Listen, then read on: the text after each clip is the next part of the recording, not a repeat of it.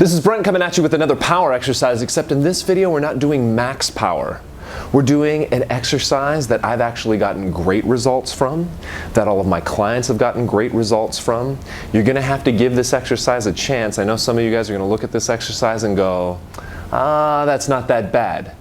But when you try it, it's far more challenging than you thought it was going to be, and perfection takes some serious practice. This is the power stability exercise, hop down to stabilization. I'm going to have my friend Kamal come out and help me demonstrate. We've been breaking Kamal down on this one a little bit, trying to perfect his technique. So all he's going to do is he's going to get up on a step. Now the first cues that we're going to use on this exercise, we actually went over in the posterior tibialis reactive activation exercise. So this is actually a progression from that. If you guys are thinking about really sophisticated periodized programming, you could have started with this reactive activation exercise in your corrective exercise program, and now you could be progressing to this.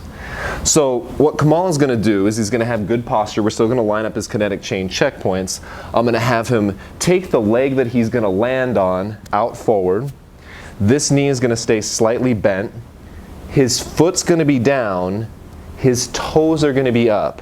Basically like he's aiming the ball of his foot at the ground. Okay, so I can actually help Kamal out a little bit to cue him, help him bend his knee, put some weight through the ball of his foot so he gets what I'm talking about. Now all Kamal has to do is basically fall off the step, try to land on this foot softly, and stabilize. And that was pretty good. That was pretty good. He didn't quite stabilize long enough, but we're getting there. We're getting there, right? So let's go ahead and get back up there. Same thing, we're just going to keep doing this over and over again. We can do a few more reps with this exercise. We can start working up towards that 12, maybe even 15 rep range. Since this is power stability, it's not quite that maximal power effort where we need to really crank down the reps. So let's try that again. Let's get some practice here.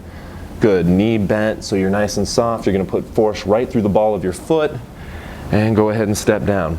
Good, better. And then hold for 3.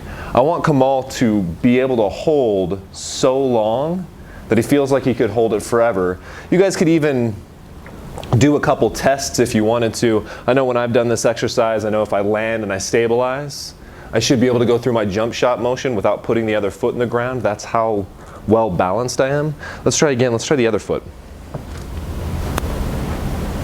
All right, so once again, he's going to put that foot out forward, knee bent, foot down, toe up. It's a lot of cues to remember at first. So he's just landing here and then land down. Good. Obviously, we don't have to start with a step this high either, guys. This is a 12-inch step. We could start with just 6 inches, right?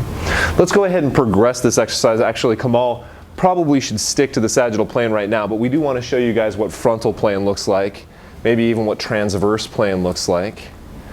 All right, so frontal plane, all he's going to do is he's going to step off to the side.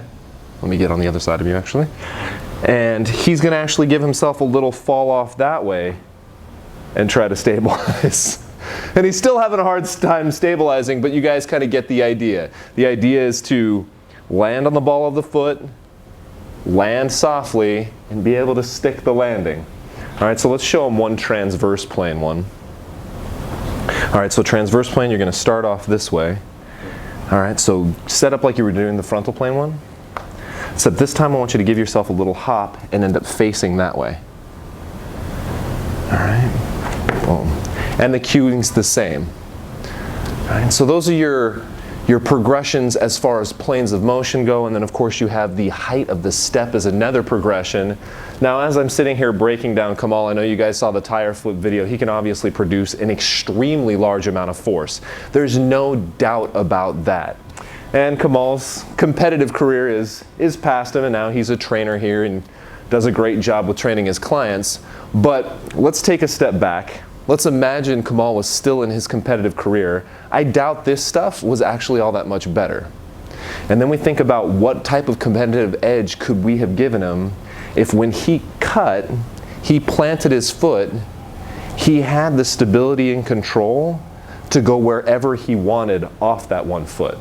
So rather than having to step, see a defender, and have to keep going forward because he really can't stop himself, right? If he goes here, he's going to want to put the foot here. But instead, he can stabilize and cut this way. How much further could his career have gone? Which I know sounds depressing, but how much more could he have gotten out of his performance? Guys, try to remember that power without control is nothing. There are a lot of great athletes out there who could be a little bit better if they had more accuracy. We also see some less powerful athletes do really, really well in the professional arena because they have that much more control. Guys, I hope you will try this exercise. I know it looks easy on camera, but I'm betting that if you try it, I'm betting that if you give it a shot, that if you work on perfection, all of your other lower body power exercises will improve. I hope you guys enjoyed the video. Thank you, Kamal, so much. Talk with you guys soon.